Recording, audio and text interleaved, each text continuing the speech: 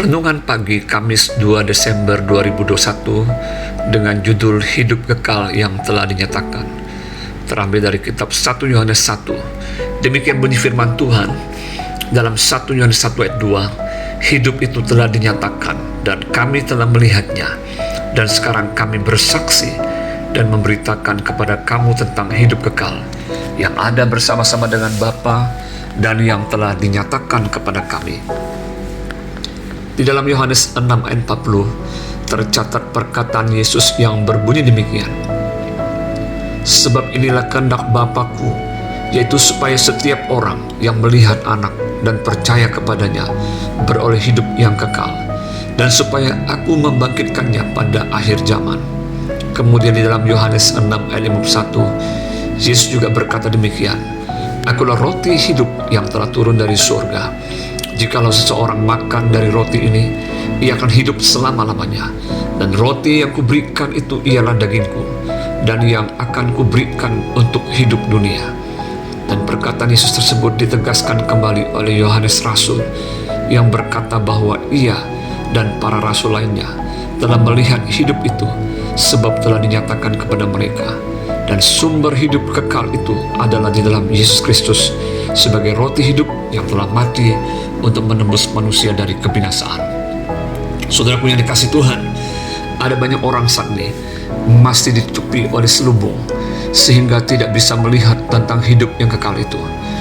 Mereka berusaha dengan kekuatan dan akal budinya serta dengan cara agamawinya untuk mendapatkan hidup kekal tersebut. Namun sayang, mereka tidak bisa menemukan kebenaran yang sejati tentang hidup kekal tersebut dan tidak mendapatkannya. Rasul Yohanes mengatakan bahwa hidup itu sudah dinyatakan.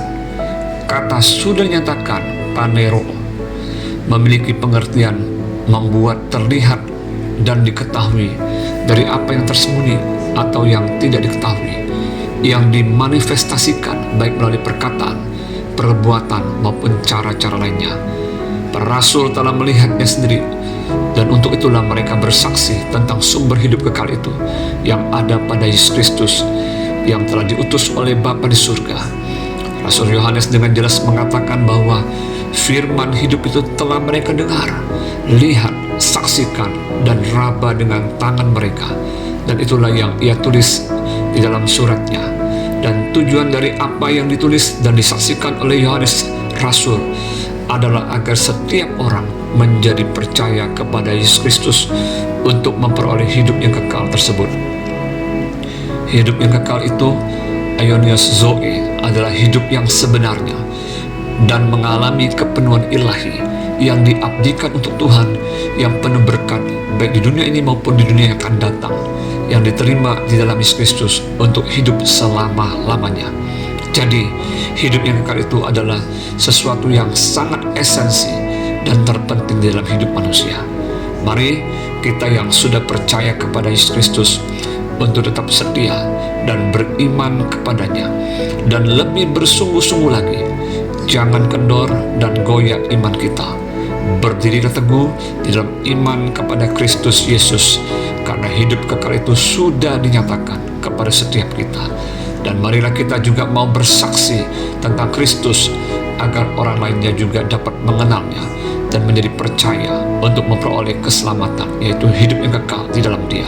Selamat pagi, selamat beraktivitas. Tuhan Yesus memberkati. Shalom.